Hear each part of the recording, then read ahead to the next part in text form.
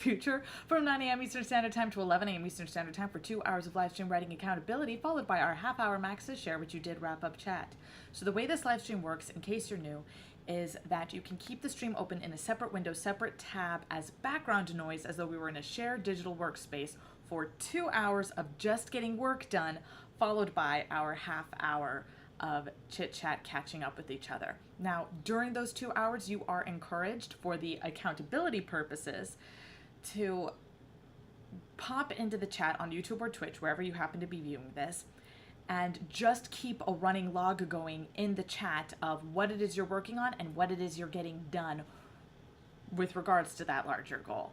So just use the chat as a running log. I, for my part of the accountability, you can see me here on the video.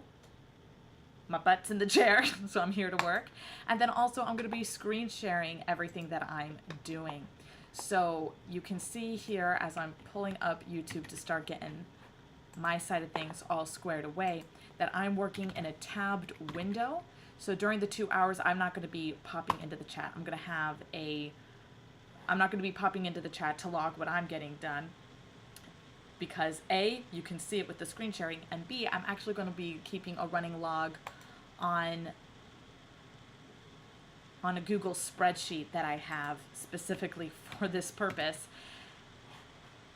And I'm just not going to be interacting with the chat during the live stream. That is by design. I have OCD, and my OCD is such that if I can see the chat, even if nothing's happening in there, I'm not going to get work done. So for the first 2 hours, you are encouraged to pop things into the chat as you're getting them done. I'm going to pop things into my spreadsheet as I'm getting them done. And during the wrap-up chat, we're going to touch base and see what all everybody got done for this accountability partnership. Now, if you aren't writing along, if you're just watching along, that is totally cool. Whether you are writing along or watching along, you are encouraged to leave any comments or questions that you like regarding your creative projects, my creative projects, and the creative process in general, in order to have a little more to talk about than just checking in at the end of our accountability during the wrap-up chat. And everything that gets discussed during the wrap-up chat, I keep a log of what we discuss, and I'm using that to build up talking points for a podcast that I'm going to be making as the morning writing schedule gets moved around, because I do have a new job. It's going to shake up what mornings I do the morning writing, and it's also going to shake up my routine in general, or my routines in general, which will also give me wiggle room to make a podcast in order to have a sort of resource library of all the different topics that we address during the wrap-up chats. So I believe I'm all squared away on my end. Let's get writing.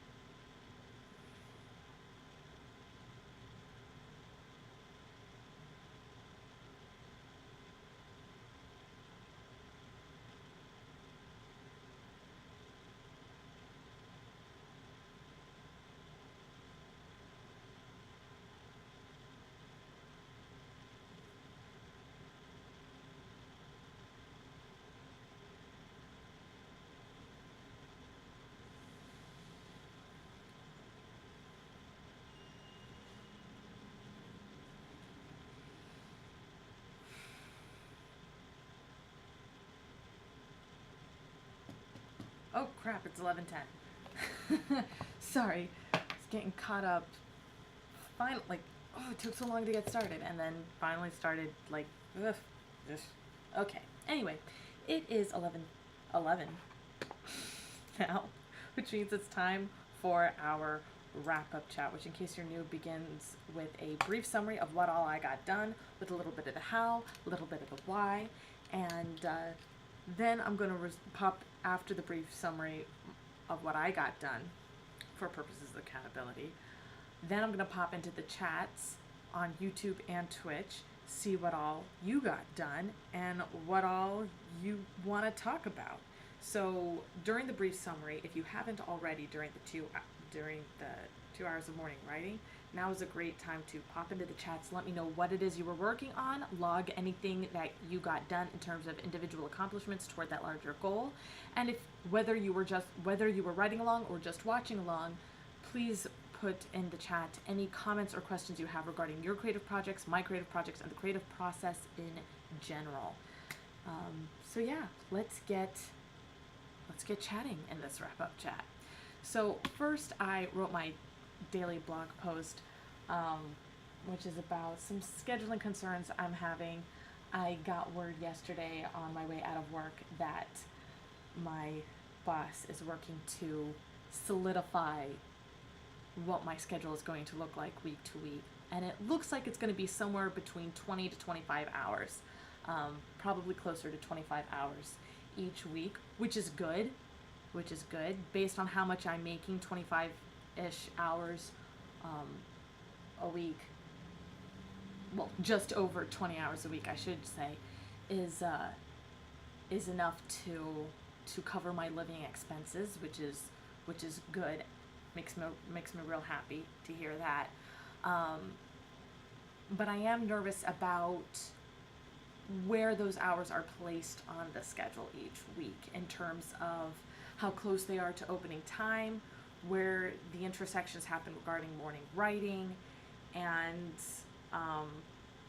just things like that, because I might have to switch from morning writing to afternoon writing, and that could be a little trickier because my brain is the human brain is at its most creative and its most useful when it first wakes up, when it first reaches full wakefulness, I should say, which is why I enjoy having my morning writing, and also why, if you saw yesterday when I was assessing shift starts with regards to morning writing, you may have seen also just how that I get up anywhere between 6 and 9 o'clock, and so that's a 3-hour window that I have built into the start of my day to wake up, make the bed, do my morning exercises, have breakfast, get dressed, maybe do some light housekeeping, just to get things squared away. So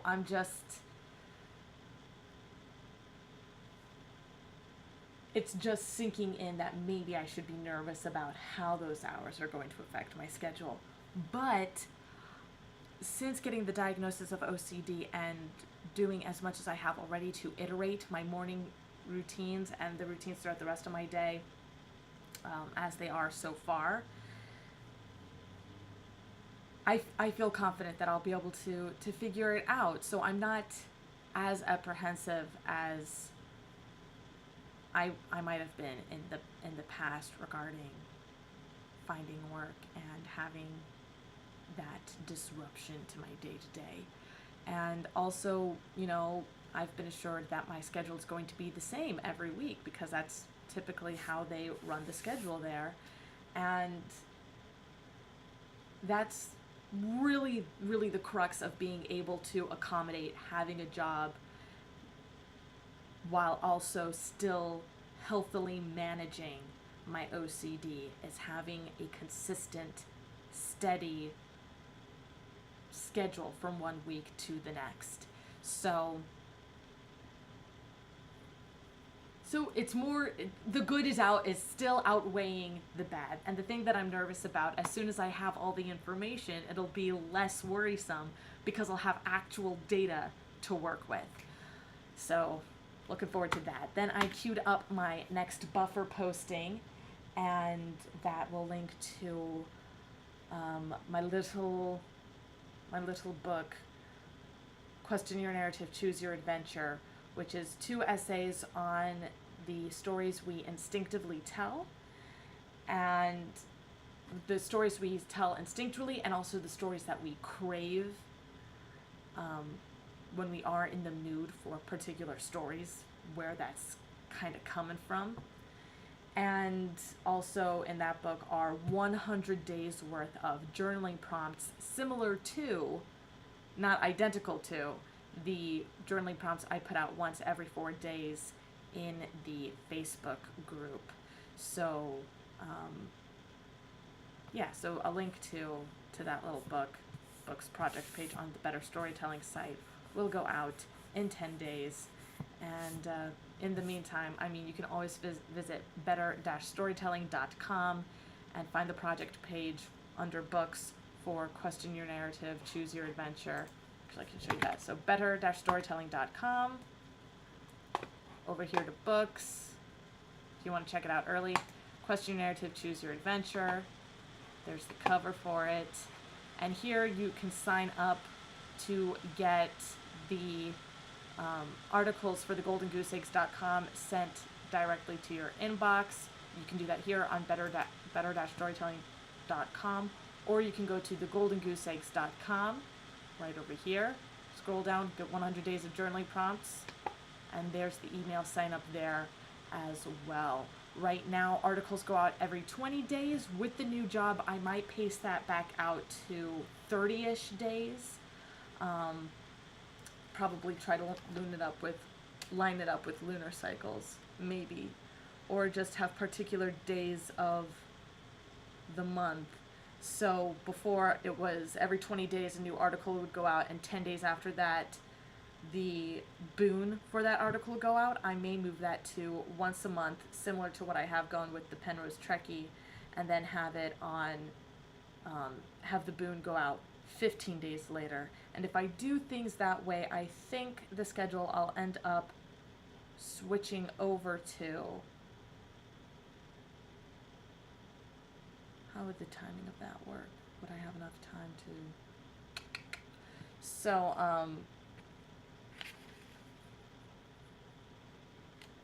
it might be a 30 days even rotation until it gets to the point in the month that I want it to be on. Or, I mean, just swap around, put palmistry to go out on the 5th, and then have the next article go out on the 15th, and then the next spoon on the 5th. No, I want to keep them within the same month.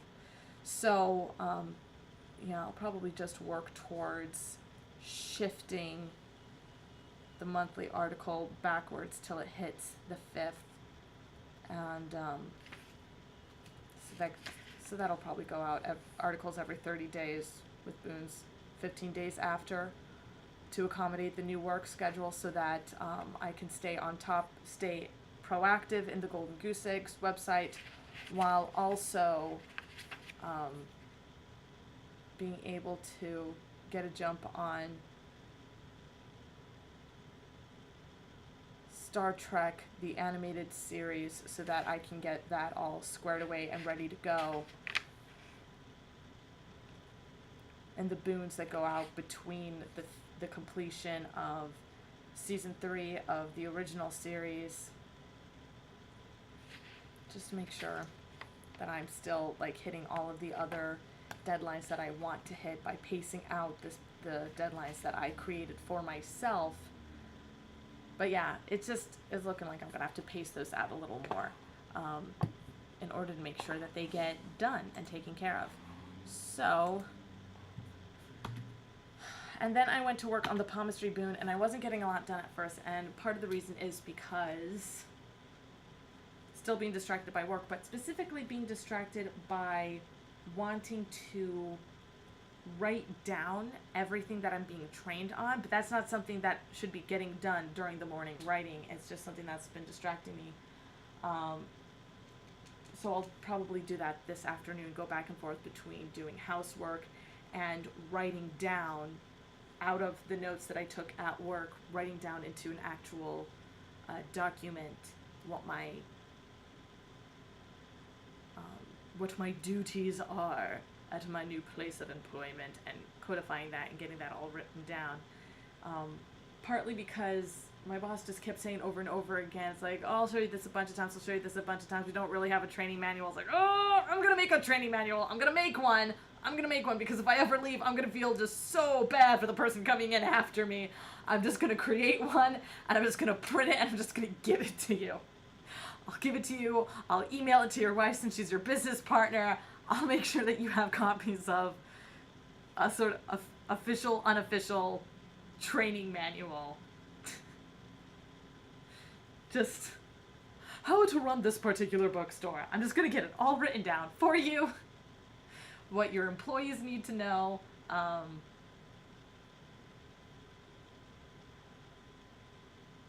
Especially since there are times that I'd be in the middle of something and I'd have my hands full with other books that I'd be shelving, and he was like, come over here, I want to show you this now, because it would be on his mind to show me, but I wasn't in the headspace to take notes, or I wasn't in the headspace to internalize that information as deeply as I wanted to.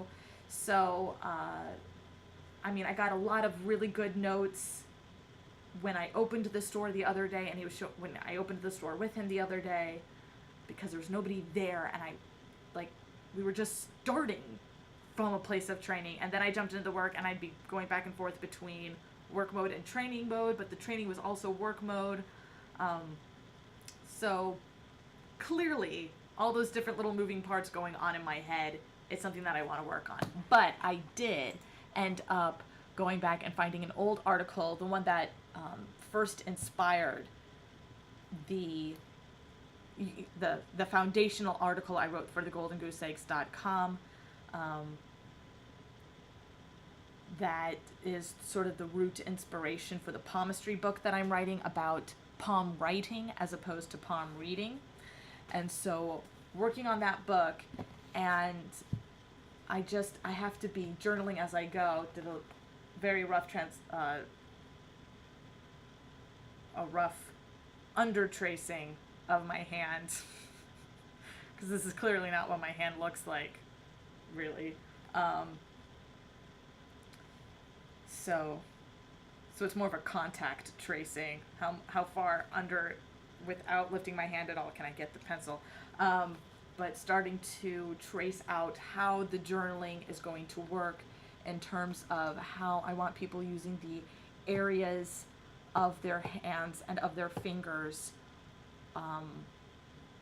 in the palm writing. And it's in reviewing this older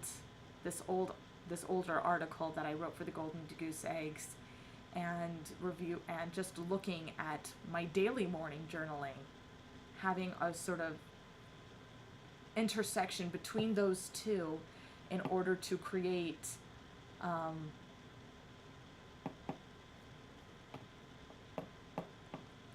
in order to create how this palm writing is actually going to work. So rather than using the traditional areas of the hand, it is going to be split up into those traditional mounds and lines, but what those mounds and what those lines represent is going to be decided on by you as you go through the journaling, is the plan for that boon.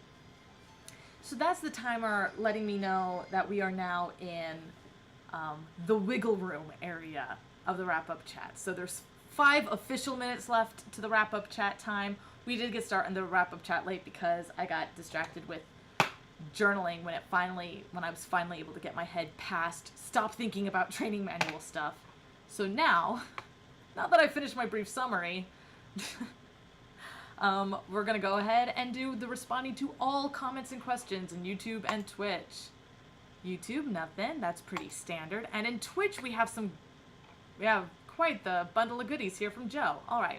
Joe says, hey, I'm using the snowflake method to outline a romance novel, just sitting here thinking about possible setbacks the main character can face. There are so many. Joe says the story is loosely based on Amazon warriors, and I learned that there used to be an all-male tribe close by for the Amazons to use to produce children. I thought one of the males would make for a potentially good romantic interest. Sounds good. Joe said then, I've also been thinking of names for the setting, which is a big island, and it's hook-shaped, so I can use the word atoll. How's this? The Viribus Atoll. It sounds pretty good. Viribus is Latin for strength, which fits the Amazon warrior idea. Right now, I'm figuring out the main character's goal and ambition. Her name is Leodora. Did Amazon warriors have last names?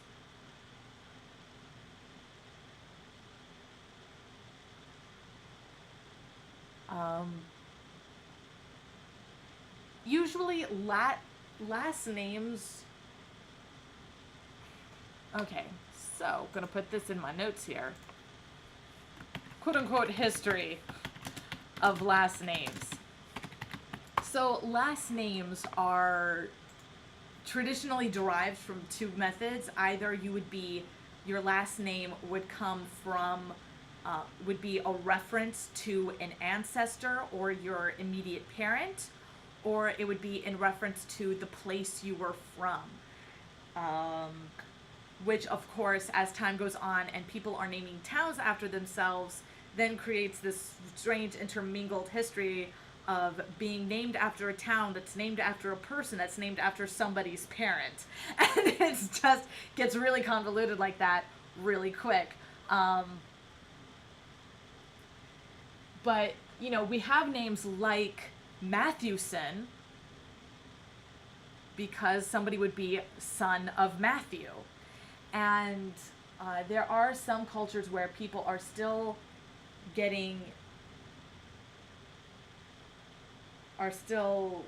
named in part according to a sort of ancestral tradition. In Italy, a traditional way of, if it's for middle names or first names.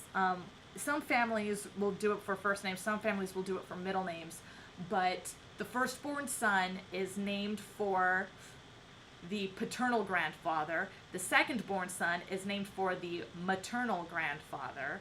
Then the third-born son is named for the father. And then it's the mirror version of that for daughters. The firstborn daughter is named after the maternal grandmother. The second-born daughter named after the paternal grandmother. And then the third daughter being named after the mother, and any daughters or sons after that being named after brothers of the parents or favored uncles, aunts, godparents, people who are very close. So you kind of know who someone belongs to based on their names, because their names are all getting shared and through in a family. And then in Russia, there is the tradition to give a middle name that is derived from the parent's name. So, for instance, as someone who watches Star Trek, Chekhov's character is named Pavel Andreevich Chekhov. So his middle name, Andreevich, is actually a kind of Russian way of saying son of Andrew.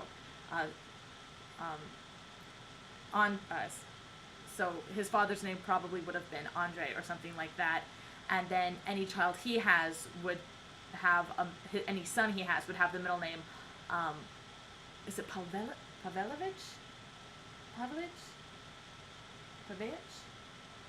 It would be derived from the name Pavel.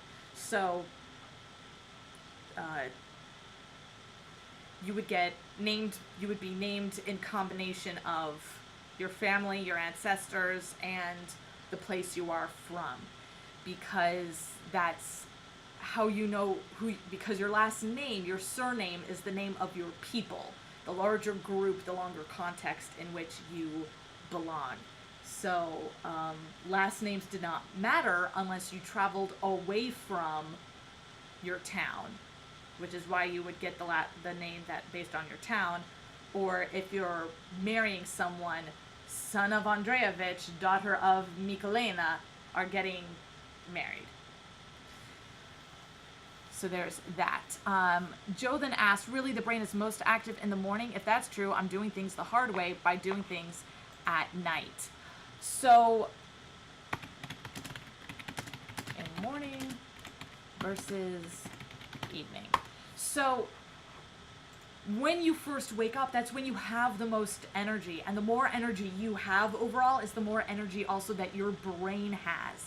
As your body gets tired, your brain gets tired. So, it is a little rough on the system to be doing things in the evening, but if you have enough willpower to get yourself to do a thing consistently in the evening or the afternoon, then go ahead and do it. But if you, like me, have problem getting things initiated the farther along into the day it goes and the less energy you have as the day goes, then the earlier you can do the really important things, the more likely you are to get them done, to put a dent in them. That's why it's really important for me to have this morning writing time and to do my exercising in the morning and just do a lot of little foundational things in the morning as I first wake up, and then when my brain catches up to my body being awake, jumping into the writing.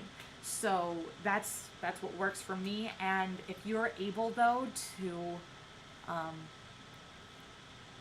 build up that muscle memory and build up that habit of doing something in the afternoon or the evening, then you have built habit grooves in your brain to accommodate that, and that's a good thing. It may have been easier to start things in the morning, but we all know that sometimes there are things in our life which just demand being done in the morning, even though that's not when we want to handle them. It just happens that way sometimes. Joe says, everyone is up and noisy in the morning. At night, I can get some peace and quiet usually. I guess I'm making that sacrifice. Nope, that's totally logical. That's a total trade-off that's necessary sometimes.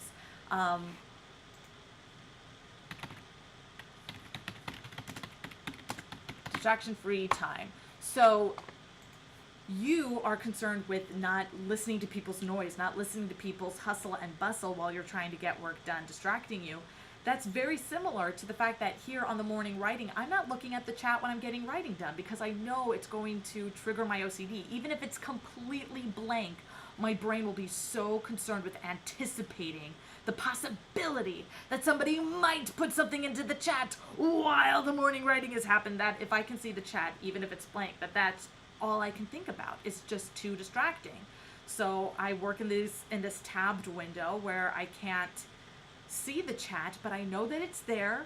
I know that it will still be there, still be ready and waiting for me to interact with at the wrap-up time, which is why I have the wrap-up time scheduled.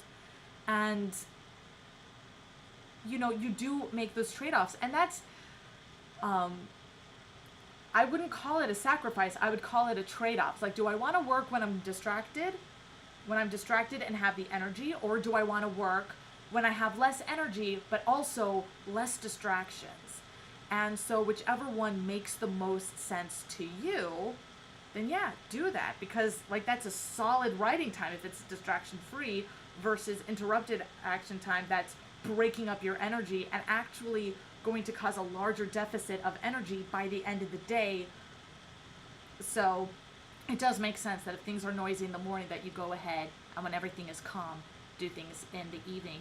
This is something that's particularly true for parents who, kids tend to be early risers, the little friggin' monsters. They tend to be early risers, so a lot of parents wait till nap time and bedtime to do the things that they want to do, or even just getting their kids shipped out of the house for some kind of a slumber party somewhere. So yes, I have the whole house to myself.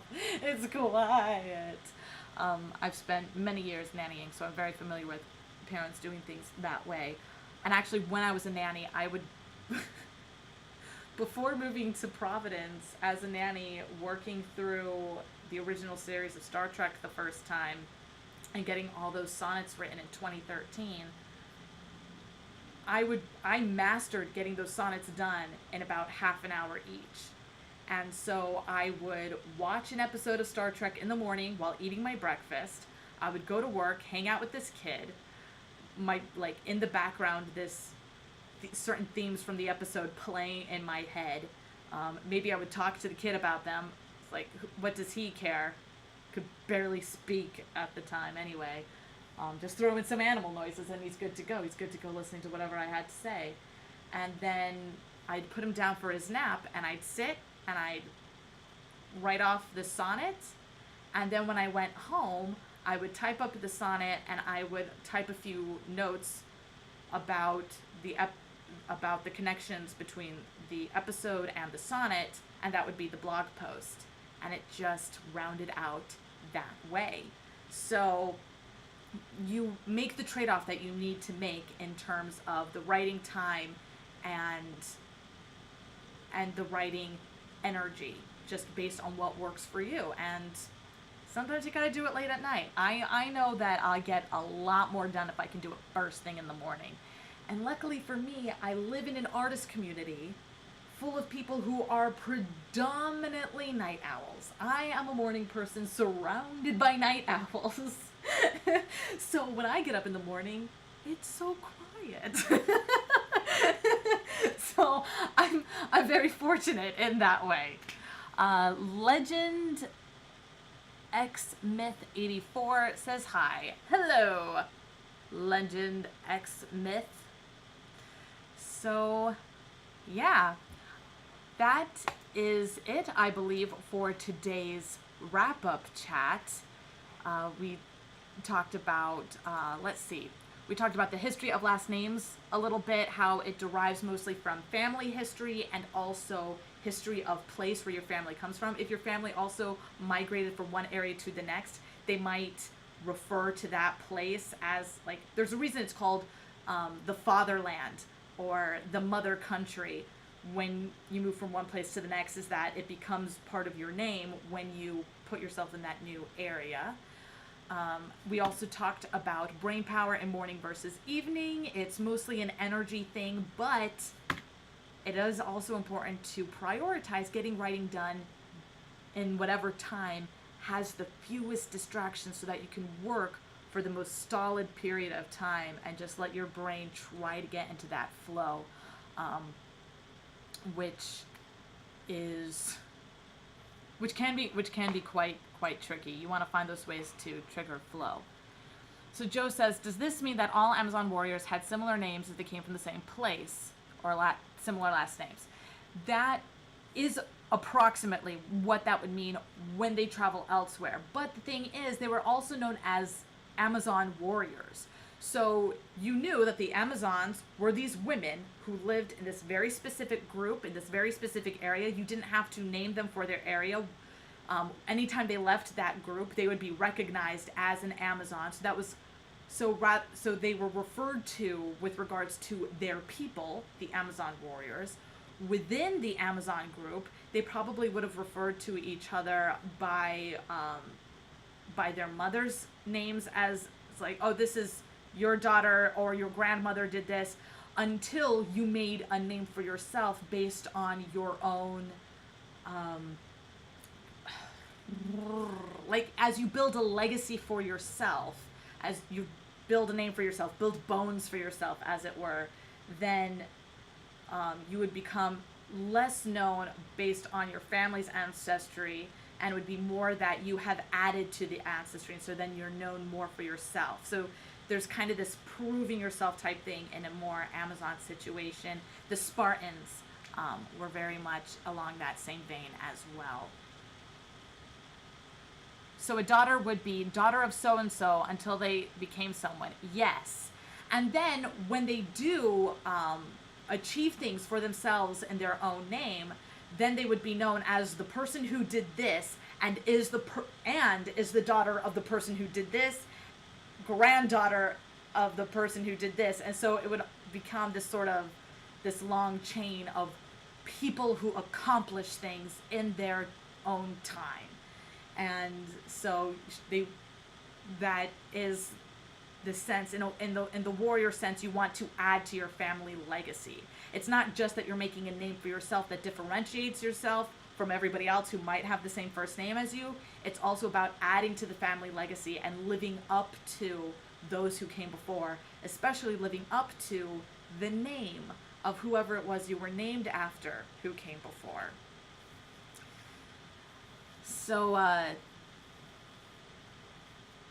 that is something to bear in mind in terms of older naming practices, which is something that I'm going to be playing with when I get around to writing my humanities book based on the alien planet that I'm creating, if I ever get around to that. Spacing out my writing schedule because of my work schedule is going to push that back, unfortunately, unless I can find ways to get sneaky. Could I do that? Maybe. We shall see. We shall see when I get my actual work schedule. Anywho, like I said, it appears we are at the end of the chat, so I'm going to go ahead and wrap up for today. Thank you very much for joining me today. I'm Roaster Music, your live stream writing accountability partner, here most mornings for the foreseeable future from 9 a.m. Eastern Standard Time to 11 a.m. Eastern Standard Time for 2 hours of live stream writing accountability, followed by our half-hour Max's Share What You Did wrap-up chat. And I strongly encourage you to come back for future writing accountability times and wrap-up chats, especially to talk about your creative projects, my creative projects, and the creative process in general. Because the more we can talk about what it is we're making and how it is we're making it, the more we can work to improve and iterate on the stories that we're always telling, whether it's the stories we tell ourselves, the stories we're telling each other, or the stories we're telling together as a collective, as a community, a family, as society, and hopefully, little by little, build a better world through better storytelling. It's my hope anyway. Thank you very much for joining me today, and I look forward to seeing you next time, which won't be tomorrow because I have work at 10. It will be Friday, probably. Thank you very much for joining me today, and I will see you next time. Good journey, my friends.